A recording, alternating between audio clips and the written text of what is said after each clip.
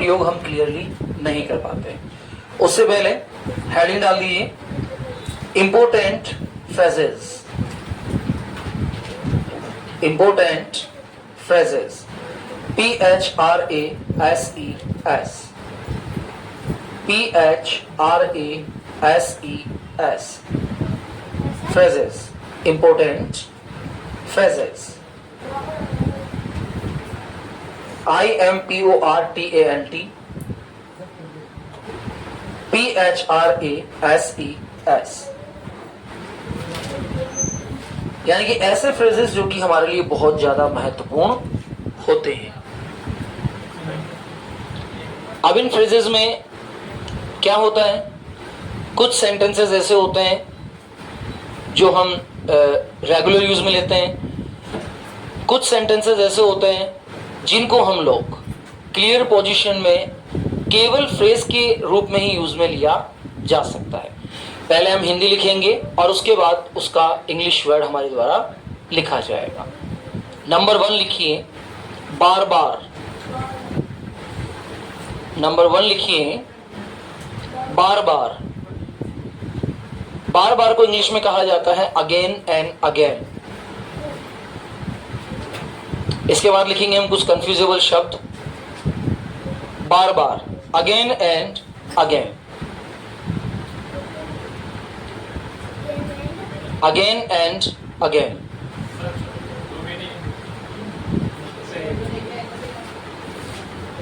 बार बार, again and again, कभी कभार। एक तो होता है बार बार, एक होता है कभी कभार। कभी कभार को कहा जाता है now and again. Now and again, now and again, कभी कभार, कभी कभार। कभी कभार को या कभी कभी को कहा जाता है now and again, NOW, now and again.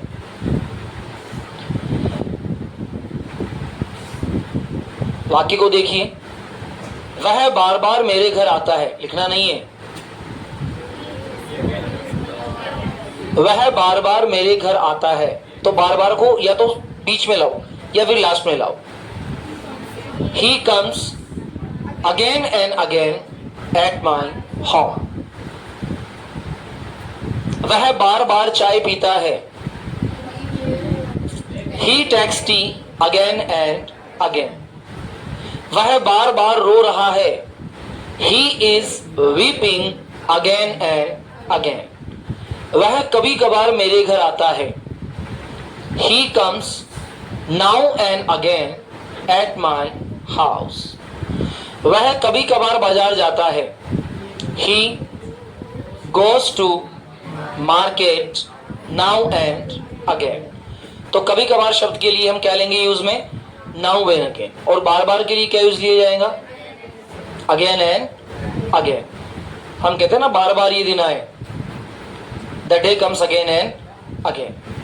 तो बार बार मतलब अगेन एंड अगेन, और कभी कभार मतलब नाउ एंड अगेन। नंबर 3 लिखिए कपड़ा और रोटी। कपड़ा और रोटी फ्रेजेस नहीं है, इसलिए इनके शब्दों के अर्थ नहीं निकलेंगे। कपड़ा और रोटी को इंग्लिश में कहा जाता है back and belly. BACK, back, and BELLY, back and belly. यह रोटी और कपड़े का सवाल था। It was a problem of back and belly. It was a problem of back and belly. तो back and belly मतलब रोटी और कपड़ा। रोटी और कपड़ा सबके लिए आवश्यक है। Back and belly is necessary for all. रोटी और कपड़ा हमारी मुख्य आवश्यकता है। Back and belly is our primary need. तो back and belly का मतलब क्या हो गया, रोटी और कपड़ा। कॉपी में नीचे मत देखना। बार बार का मतलब अगेन एंड अगेन, और कभी कभार का मतलब तुम्हें कभी कभार मेरे घर आना चाहिए। You should come at my home now and again. तुम्हें बार बार अंग्रेजी बोलनी चाहिए। You should speak English again and again. तुम्हें शब्दों को बार बार याद करना चाहिए। You should learn the words again and again. तुम्हें कभी कभार मेरे बारे में भी सोचना चाहिए। You should think about me now and again. तुम्हें कभी कभार चाय पी लेनी चाहिए। You should take T now and again. रोटी और कपड़ा एक बहुत बड़ी समस्या है। The back and belly is a big problem. समझ में आ गया? द नेक्स्ट वर्ड इज बोरियां बिस्तर के साथ। ध्यान दीजिएगा, हम फ्रेजेस पढ़ रहे हैं, इसके बाद आइडमिक वर्ड पढ़ेंगे। बोरियां बिस्तर के साथ, ये हिंदी शब्द है।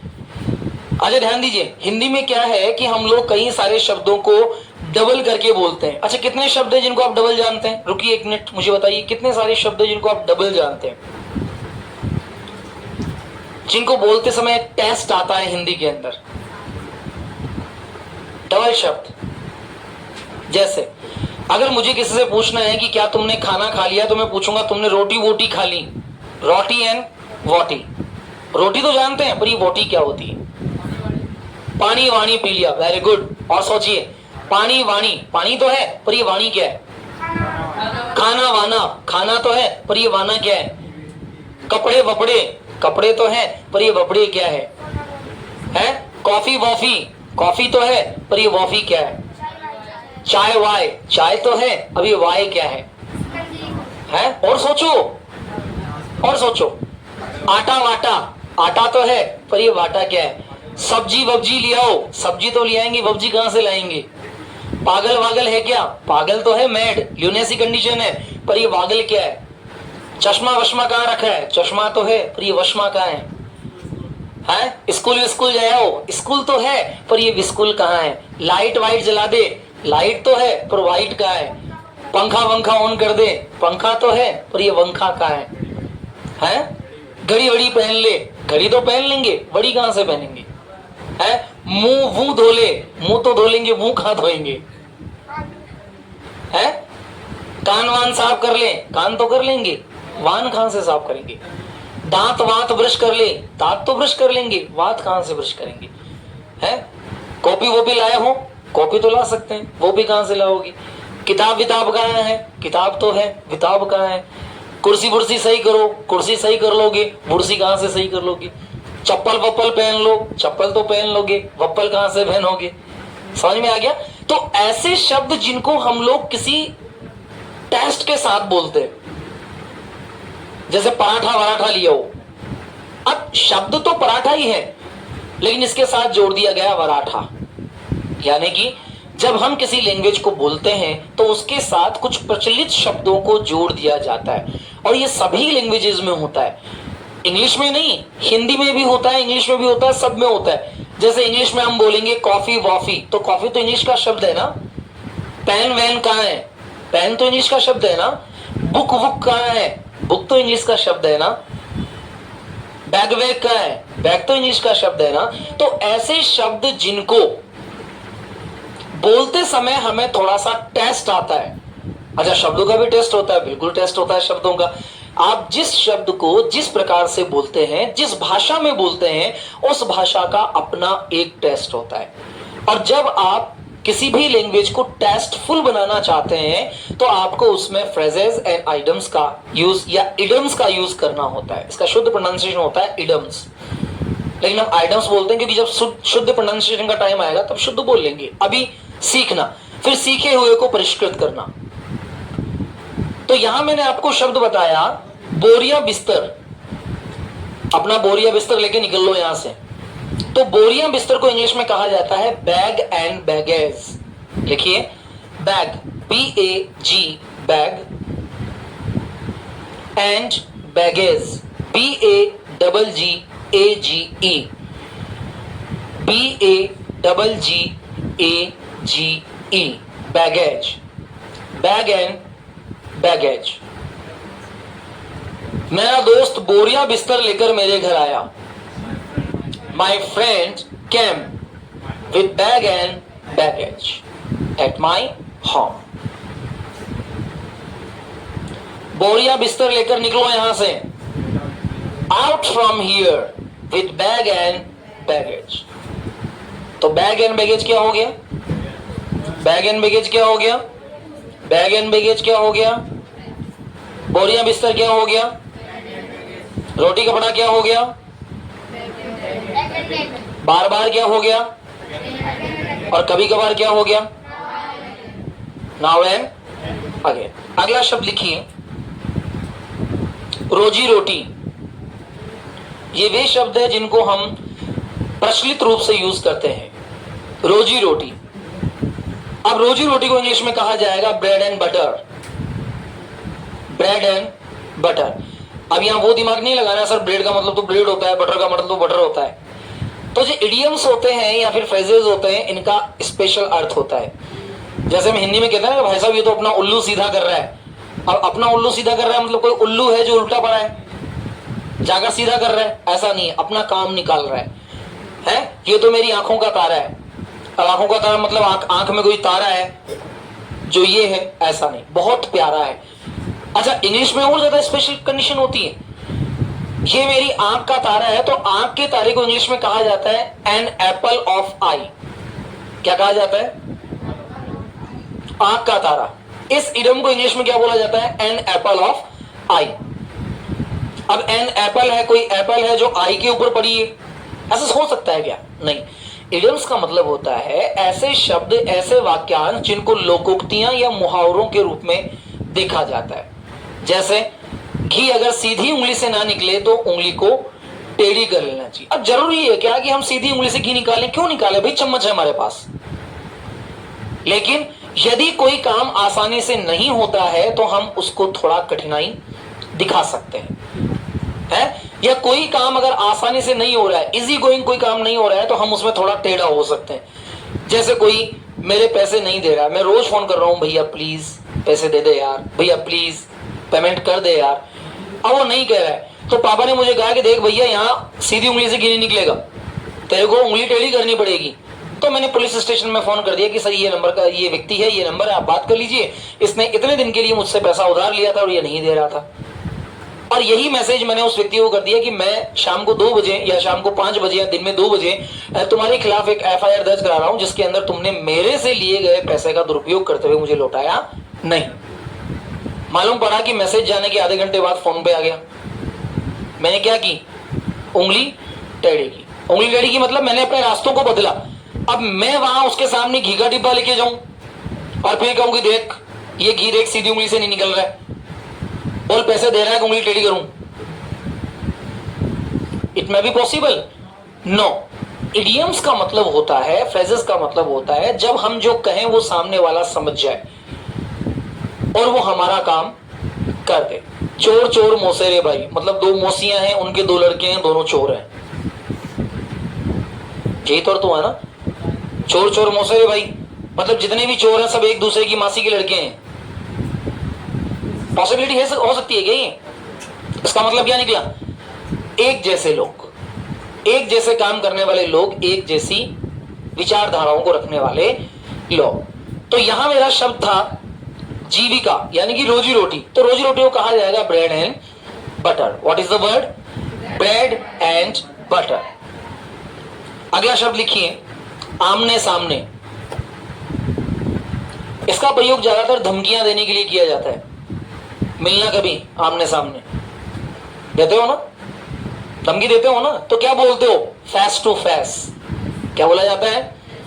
Face to face. फोन पे क्या धमकी दे रहे हैं? आजा फेस टू फेस बात कर लेते हैं. अब फेस टू फेस मतलब आमने सामने हो जाना. तो जब कोई व्यक्ति हम हमारे आमने सामने है, हम किसी व्यक्ति के सामने है, आमने है कोई व्यक्ति हमारे, तो आमने सामने का मतलब क्या हो जाएगा? Face to face. समझ में आ गया? मैं माननीय मुख्यमंत्री से आमने सामने मिला. I meet to the honourable chief minister. Prime minister प्रधानमंत्री हो जाते हैं. Chief minister face to face. ठीक है. अब मान लेते हैं आप किसी सेलिब्रिटी से मिलकर आए, तो अब यदि आप किसी सेलिब्रिटी से मिलकर आए हैं तो आप कहेंगे कि मैं उस सेलिब्रिटी से आमने सामने मिला. अब आमने सामने मिला मतलब मैं तुमसे आमने सामने बात करना चाहता हूं। I want to talk with you face to face, मतलब मिलना चाहता हूं, आमने सामने बात करना चाहता हूं। अगला लिखिए आदान प्रदान। वस्तुओं का आदान प्रदान होता है, इसे कहा जाता है give and take. Give and take. अब गिव एंड टेक का मतलब क्या हो जाएगा? आदान प्रदान। यदि हमें किसी भी वस्तु को आदान प्रदान करना है तो हम गिव एंड टेक वर्ड का यूज करते हैं। हाथ से हाथ मिलाकर काम करना, हैंड इन हैंड।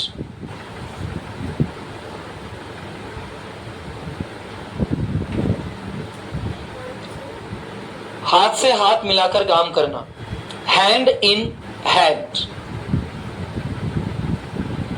एक शब्द और होता है हाथों हाथ काम करना, हैंड टू हैंड, और इस शब्द को कितना परिवर्तित कर दिया गया है, हैंड टू हैंड।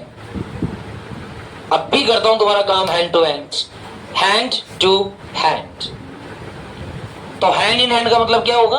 हाथ से हाथ मिलाकर काम करना, सद्भावना के साथ काम करना, मिलकर काम करना, साथ ही हाथ बढ़ाना वाली लोकोक्ति को साकार करना। यदि आप किसी व्यक्ति के साथ मिलकर काम कर रहे हैं तो ऐसा काम करने का तरीका क्या कहलाता है? Hand to hand. चलिए आगे बढ़ते हैं। छोटी से छोटी बात जानना, छोटी से छोटी बात जानना, ins and outs, INS, ins and outs. छोटी से छोटी बात जानना, इन्स एंड आउट्स।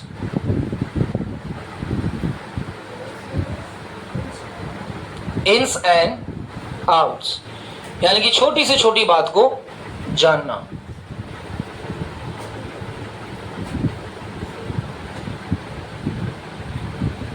छोटी से छोटी बात को जानना, इन्स एंड आउट। अगला शब्द लिखिए निश्चित रूप से। अगर कोई कार्य है, कोई वाक्य है जिसके लिए आप कहना चाहते हैं कि निश्चित रूप से, तो उसके लिए आप यूज में लेंगे really and truly. Really and truly, REALLY, really and truly, TRULY, really and truly.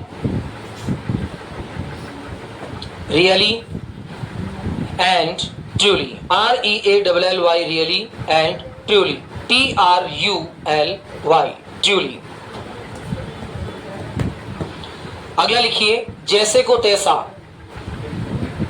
Tit for tat. जैसे को तैसा, tit for tat, TIT for TAT, tit for tat.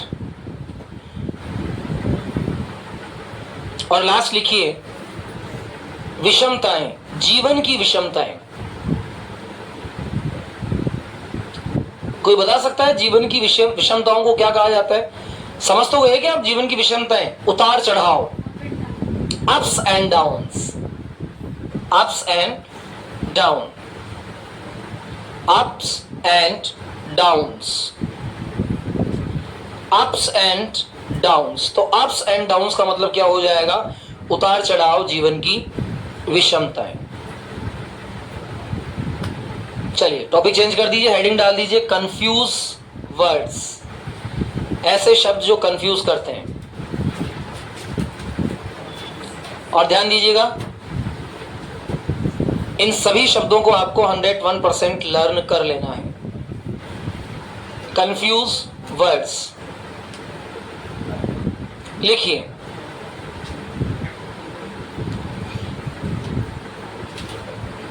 Admit, ADMIT, admit, ADMIT। और इसी के just नीचे लिखिए confess, CONFESS। पहला शब्द है एडमिट और दूसरा शब्द है कन्फेस। बताइए दोनों में क्या डिफरेंस और क्या अंतर है?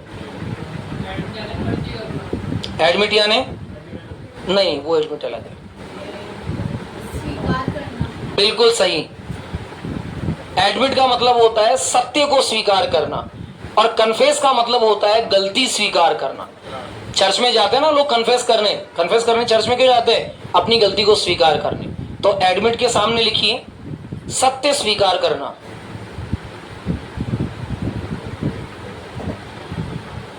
सत्य स्वीकार करना। और कन्फेस के सामने लिखिए गलती स्वीकार करना। अगर आप सत्य को स्वीकार कर रहे हैं तो ये एडमिट है, और अगर आप गलती को स्वीकार कर रहे हैं तो ये क्या कहलाएगा? कन्फेस। नंबर 2 लिखिए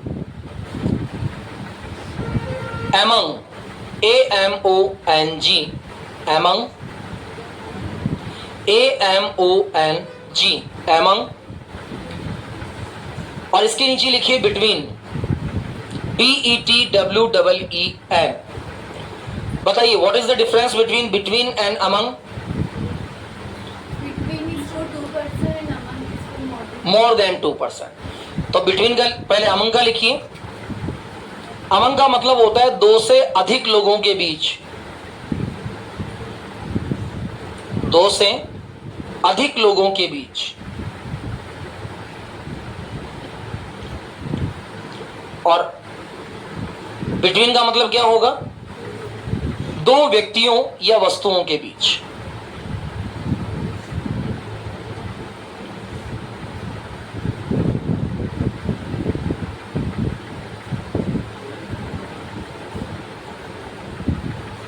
चलिए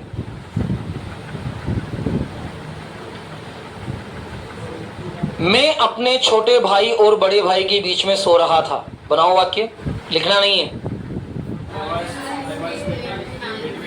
I was sleeping between my younger brother and elder brother। मैं अपने छोटे भाई, बड़े भाई और पापा के बीच सो रहा था। I was sleeping among my younger brother, elder brother and my father। समझ में आ गया? अगर 2 से अधिक लोगों के बीच की बात अगर होगी तो वहां हम किसका यूज करेंगे? among का यूज करेंगे। लेकिन अगर 2 के बीच की बात है, जैसे मैंने कहा ये बात तुम्हारे और मेरे बीच की है, ये जो बात है तो ये तुम्हारे और मेरे बीच की है, मतलब it is the matter between you and me. किसी तीसरे के पास नहीं जाना चाहिए। अगर तीसरे के पास चला गया तो वो among हो जाएगा। क्लियर? अगला लिखिए ऑडियंस एंड स्पेक्टेटर्स।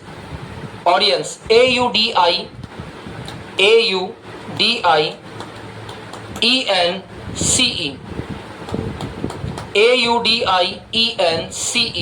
ऑडियंस। पहला क्या है? ऑडियंस। आज आपका वीडियो तो नहीं है ना बिल्कुल भी?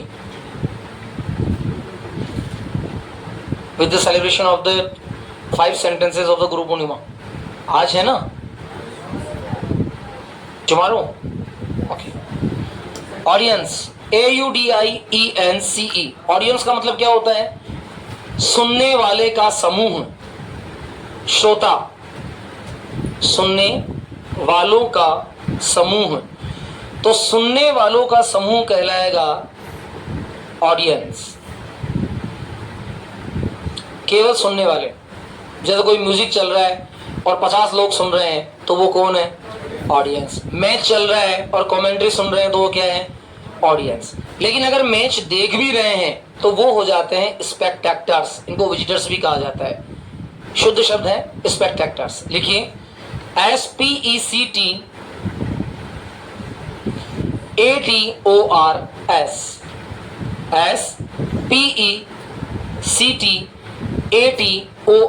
SPECTATORS, spectators. तो स्पेक्टेटर्स क्या हो जाएंगे? देखने और सुनने वाले। और ऑडियंस क्या हो जाएंगे? केवल सुनने वाले। नेक्स्ट लिखिए बेटर, और दूसरे पे लिखिए वेल, BETTER। पहला शब्द है बेटर, BETTER।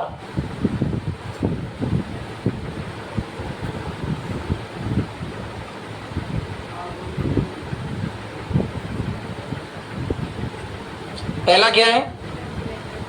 बेटर। बेटर का मतलब होता है पहले से अच्छा।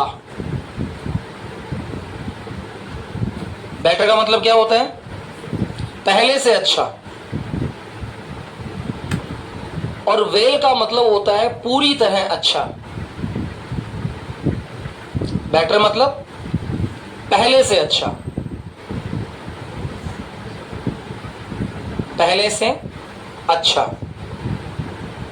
और वेल का मतलब पूरी तरह अच्छा, स्वस्थ होना, है ना। बेटर पहले से अच्छा और वेल पूरी तरह अच्छा होना। नेक्स्ट वर्ड लिखिए बोथ, BOTH, बोथ। और बोथ का सिमिलर शब्द लिखिए ईच, कंफ्यूजिबल वर्ड है। पहला शब्द क्या हो गया बोथ और दूसरा क्या हो गया ईच। तो बोथ का मतलब क्या हो जाएगा दोनों, और ईच का मतलब कोई एक।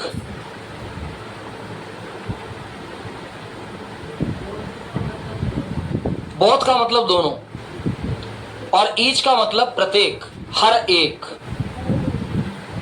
बोथ का मतलब दोनों और ईच का मतलब प्रत्येक अथवा हर एक। जैसे मैंने कहा राम और श्याम दोनों जयपुर गए, both Ram and Shyam went to Jaipur. कक्षा का हर विद्यार्थी जयपुर गया, each student of the class went to Jaipur. तो ईच का मतलब क्या हो जाएगा हर एक, और बोथ का मतलब क्या हो जाएगा केवल दो और दोनों। नेक्स्ट लिखिए ब्रिंग, BRING, और सिमिलर शब्द लिखिए टेक, ब्रिंग, BRING, ब्रिंग। और इसका सिमिलर शब्द लिखिए take, TAKE, bring, take. BRING, bring यानी लाना, और टेक का मतलब लेना। बहुत माइनर डिफरेंस है। ब्रिंग का मतलब तो क्या होगा लाना, जैसे पानी लाओ, ब्रिंग द वाटर। खाना लाओ, ब्रिंग द फूड। और टेक का मतलब खाना लो, टेक द फूड। पानी लो, टेक द वाटर। तो लेना शब्द जो होता है ये कहलाता है टेक, और लाना शब्द जो होता है ये क्या कहलाता है ब्रिंग। नेक्स्ट लिखिए क्लाइमेट और वेदर। क्या होता है क्लाइमेट? अच्छा,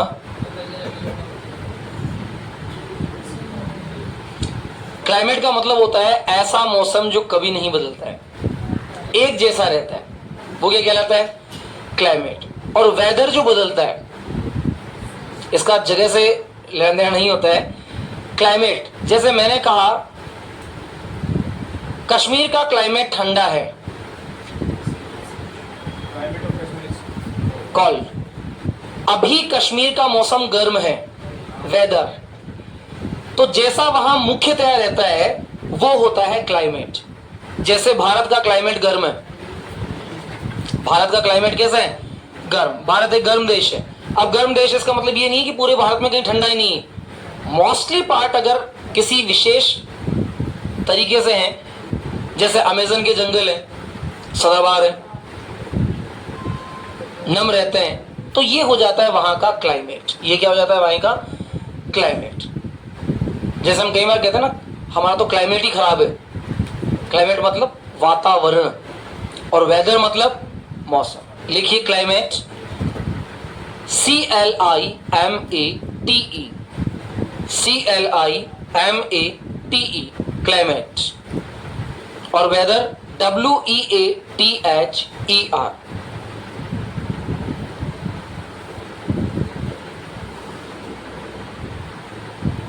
क्लाइमेट में की है सालों तक एक जैसा रहने वाला मौसम, सालों तक एक जैसा रहने वाला मौसम। और वेदर बदलने वाला मौसम, जो कभी भी बदल सकता है। हो सकता है सुबह गर्मी है शाम को बादल आ जाए, तो ये क्या हो गया क्लाइमेट चेंज थोड़ी हुआ है, वेदर चेंज हुआ है। लेकिन जब पृथ्वी का आना हुआ या जब पृथ्वी का बनना हुआ तो उस समय हम कहते हैं कि the climate of the earth was warm, यानी कि पृथ्वी का जो वातावरण था, क्लाइमेट था, वो कैसा था? गर्म था। ठीक है, मैंने कहा टुडे वेदर इज गुड, आज मौसम अच्छा है, जरूरी कल रहेगा, जरूरी कल भी ऐसा ही था। तो जो परिवर्तनशील में रहता है वो वेदर होता है, और जो कई सालों से एक जैसा रहता है वो क्या कहलाता है? क्लाइमेट। तो it is the difference between climate and weather. Next लिखिए, couple and pair. Couple, COUPLE, पहला शब्द है कपल, और दूसरा है पेयर, PAIR।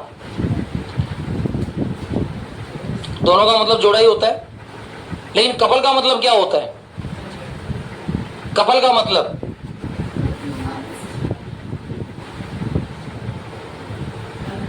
मतलब इंसानी जोड़ा,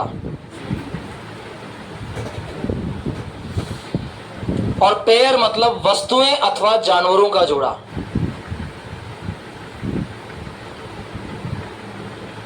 हम कपल का प्रयोग कई बार वस्तुओं के लिए भी कर लेते हैं, कई बार, जैसे मैंने कहा ए कपल ऑफ बनाना।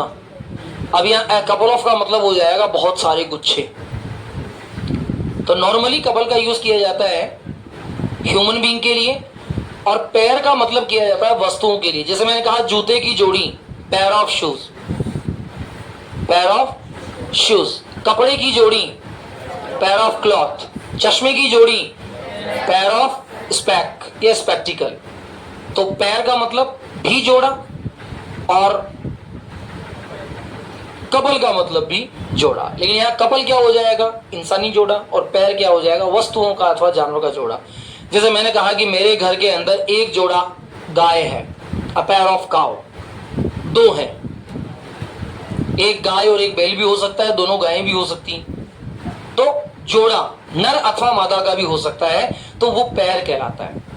ठीक है, इसी प्रकार ह्यूमन के अंदर पुल्लिंग क्या कहा जाता है? पुल्लिंग को इंग्लिश में मस्कुलाइन और फेमिनाइन। अगर दोनों का जोड़ा है तो भी वो क्या कहलाएगा? कपल। क्या कहलाएगा? कपल। पति पत्नी का जोड़ा है तो भी क्या कहलाएगा? कपल। लेकिन अगर उनका रिश्ता है तो ही कपल है। ऐसा नहीं चाची खड़ी है भतीजा खड़ा है हमने कह दिया कपल, नहीं। अगर उनका रिश्ता है, संबंध है, तो क्या कहलाएगा? वो कपल। संबंध पति और पत्नी का हो सकता है, वो कपल कहलाएगा। लेकिन अगर भाई और बहन साथ खड़े हैं तो वहां शब्द हो जाएगा रिलेशन। वहां शब्द क्या हो जाएगा?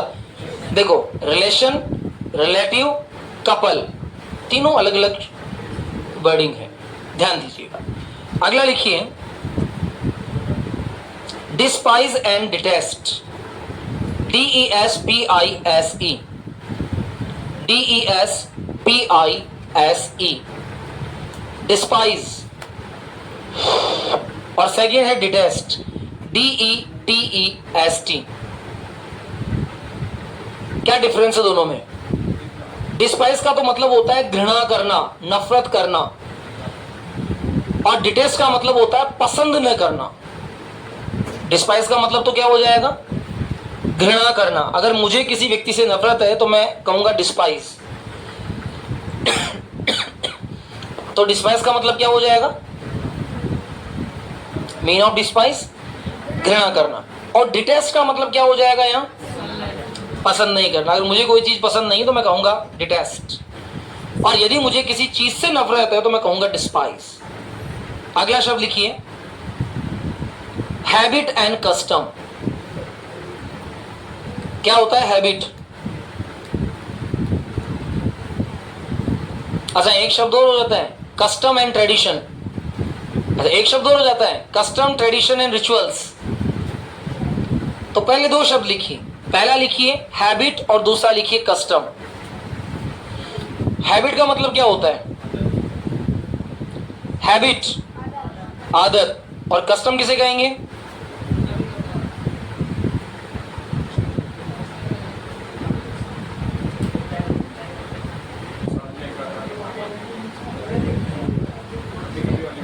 कस्टम क्या होगा?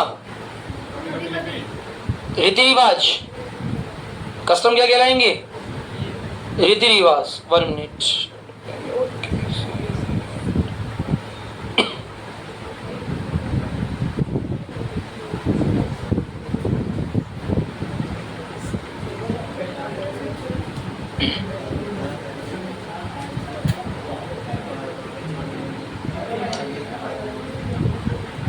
कस्टम अथवा समाज का जो प्रचलन होता है वो कहलाता है कस्टम। अब एक होता है ट्रेडिशन। ट्रेडिशन क्या कहलाती है? परंपराएं। ट्रेडिशन क्या कहलाती है? परंपराएं। एक होते हैं रिचुअल्स। रिचुअल्स ऐसे रीति रिवाज जो आपके परिवार में या आपके समाज में होते हैं, वो क्या कहलाते हैं? रिचुअल्स। जैसे शादी के समय सबसे पहले हिंदू संस्कृति के लोग गणेश जी को मनाने जाते हैं, तो ये ट्रेडिशन है, रिचुअल है, कस्टम है या हैबिट है?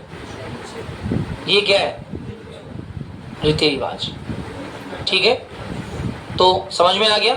हैबिट का मतलब होता है आदत और कस्टम का मतलब होता है प्रथा। नेक्स्ट लिखिए इफ और वेदर। लिख लिए क्या आपने? इफ और वेदर। ऊपर लिखिए इफ, नीचे लिखिए वेदर। IF इफ और वेदर WHETHER, WHETHER वेदर। अब इफ का प्रयोग क्या होगा और वेदर का प्रयोग क्या होगा बताइए। इफ का मतलब होता है कंडीशनल, शर्त के साथ, और वेदर का मतलब हो जाएगा विकल्प। वेदर का मतलब या वेदर का मतलब क्या हो जाएगा? विकल्प। अगर किसी भी चीज में कोई विकल्प है तो हम वहां क्या यूज लेंगे? वेदर। और यदि किसी चीज में कोई शर्त है, कंडीशन दी गई है, तो हम किस शब्द का प्रयोग करते हैं? इफ का। जैसे अगर तुम कठिन परिश्रम करोगे तो तुम सक्सेस हो जाओगे। If you work hard, if you work hard. तुम कठिन परिश्रम नहीं करोगे तो फेल हो जाओगे। वेदर विकल्प है। अगर परिश्रम कर लोगे तो पास हो जाओगे, नहीं करोगे तो फेल हो जाओगे, विकल्प है। तुम्हारे पे डिपेंड करता है कि तुम पढ़ो या नहीं पढ़ो। लेकिन शर्तिया वाक्य क्या हो जाएगा? If you work hard you will get success. अगर तुमने कठिन परिश्रम किया तो सक्सेस होना तय है। शर्तिया वाक्य जो होते हैं, कंडीशनल सेंटेंस, वहां यूज किया जाता है इफ। और यदि विकल्प की अवस्था देनी हो तो हम वेदर का या वेदर का यूज कर सकते हैं। नेक्स्ट लिखिए लर्न, टीच। LEARN लर्न और TEACH teach. What is the difference between learn and teach? Learn मतलब ज्ञान लेना और टीच मतलब ज्ञान देना। लर्न मतलब ज्ञान लेना अर्थात सीखना, और टीच मतलब ज्ञान देना यानी कि सिखाना। समझ आ गया? Many, much. What is the difference between many and much? Many क्या है? संख्यात्मकता, और मच क्या है? मात्रात्मकता। लिखिए मैनी बराबर संख्यात्मकता।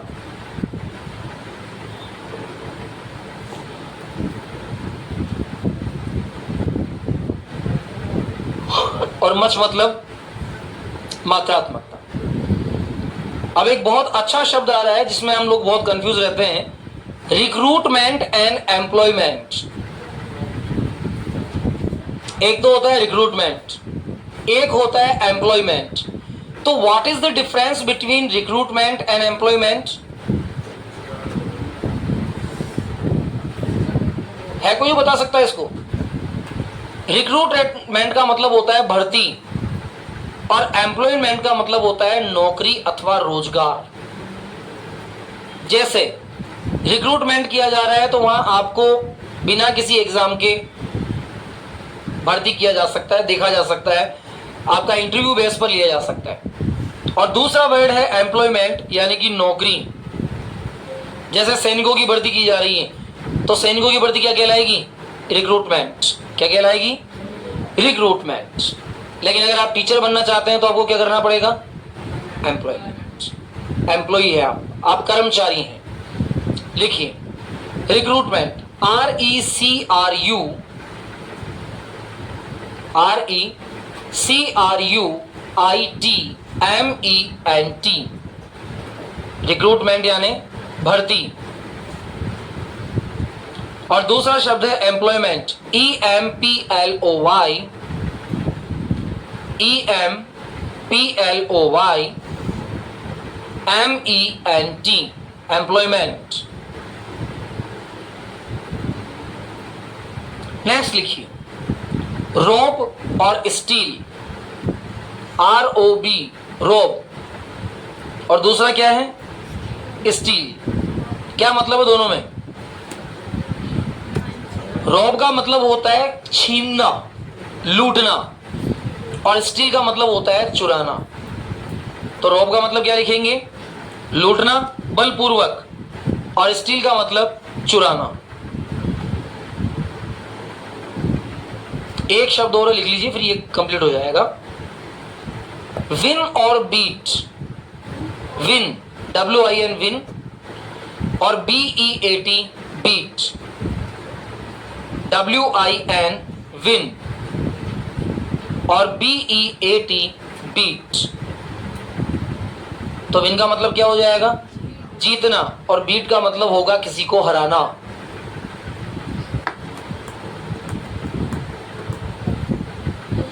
अब ये तो थे अलग अलग शब्द। अब हम पढ़ेंगे ऐसे शब्द जिनको एक जैसा ही बोला जाता है, जैसे एक्सेप्ट और एक्सेप्ट, एक्सेप्ट और एक्सेप्ट। तो बोलने के तरीके से, केवल प्रोनाउंसिएशन चेंज होने से वाक्य पूरी तरह से बदल जाए, उन वाक्यों को हम किस तरह से लर्न कर सकते हैं, कल की क्लास में देखेंगे इन शब्दों